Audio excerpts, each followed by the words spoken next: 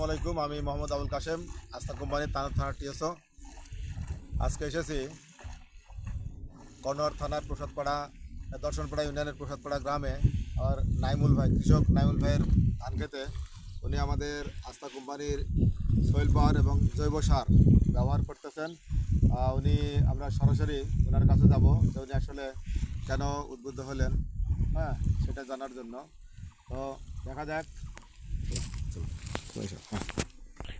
ওনার ধানের অবস্থা খুব একটা ভালো নয়। এটা ধান লাগানোর বয়সও খুব বেশি হয় না, হয়তো 12 থেকে 14 দিন হচ্ছে। তো খুব মোটামুটি খারাপও না, খুব একটা ভালো নাই। তো উনি আসলে ওনার জমির উর্বরতা নষ্ট হয়েছে, এটা থেকে বাঁচার জন্য উনি আমাদের এই জৈব সার সয়েল পাওয়ার ব্যবহার করতেছে। তো আসেন সরাসরি আমরা কৃষক ভাই ওনার সঙ্গে কথা বলি। ভাই হ্যালো, এদিকে তো আপনি এই যে আপনার নাম বলেন। আমার নাম মোহাম্মদ নাইমুল হক। আচ্ছা, তো নাইমুল ভাই, আপনার এই যে ধান খেতে আমরা আসলাম, তাই না? তো আপনি আপনার ধান খেতে যে আমাদের এই আস্থা কোম্পানির জৈব সারটা ব্যবহার করছেন, তো এই ব্যবহার আপনি কীভাবে বুঝলেন?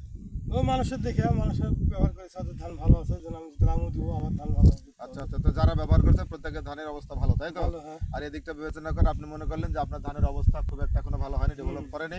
সেটাকে দ্রুত ডেভেলপ করার জন্য আমাদের এই আস্থা কোম্পানির সয়েল পাওয়ার এবং এই জৈব সার, তার সাথে হয়তো বিকালে হয়তো আপনি আবুল টাচটা মারবেন, তাই না? যেটা আসলে 100 মিলি 50 কেজি ইউরিয়া সমান কাজ করে, সেটারও তো ব্যবহার আপনি দেখেছেন এবং কাজ করেছেন, তাই না? তো সেদিক থেকে সেই বিবেচনা আপনি আপনার জমিতে ব্যবহার অভিভূত হয়েছেন। তো যদি আপনি সত্যি সত্যি অন্য যে 5টা জমিতে ব্যবহার করছে বা যারা ব্যবহার করছে তাতে ফলাফল দেখছেন যে ভালো, যদি আপনি নিজেও সুফল পেয়ে থাকেন, কৃষকদের উদ্দেশ্যে আপনি কি বলবেন? কৃষকদের উদ্দেশ্যে আমি বলবো যে আমার মতো সবাই জানে এই জৈব সার এবং ওই সব আস্থা কোম্পানির সারগুলো জৈব সার, সয়েল পাওয়ার, আপনটা ইত্যাদি ব্যবহার করেন, তাই না? এতে খরচ কম হবে, উৎপাদন বেশি হবে, আবার মাটি দূষণ রোধ হবে, তাই তো? মাটির গুণাগুণ ভালো থাকবে। আর একটা বিষয় হচ্ছে যে আমাদের যে সয়েল পাওয়ার এটা যেটা আছে, এটা যদি আসলে একবার ব্যবহারের বীজ 25 দিন পর ব্যবহার করে, তা আলাদাভাবে কীটনাশক ব্যবহার দরকারও হবে না।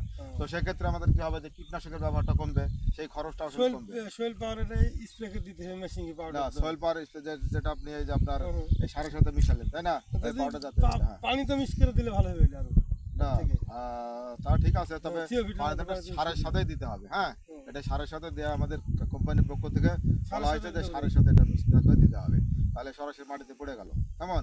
আর আপন টাচটা আপনি দেবেন স্প্রে করে, কারণ এটা হলো পাতাতে দিতে হবে, পাতাতে চলবে। হ্যাঁ, পাতাতে, এই জন্য আপনাকে স্প্রে করতে হবে। তো যাই হোক, ধন্যবাদ আপনাকে যে আপনি ব্যবহার করেন। থেকে আমরা এই 1 সপ্তাহ পরেই হয়তো আপনার এই ফলাফলটা আমরা পেয়ে যাবো, ঠিক আছে? এরপরে আমরা আসবো এবং আপনার একটা ভিডিও করবো, তখন আপনি বুঝবেন এখন এবং তখনের মধ্যে পার্থক্যটা কি, ঠিক আছে? নিজেই তখন বলবেন যে না, আসলে কাজটা হয়েছে।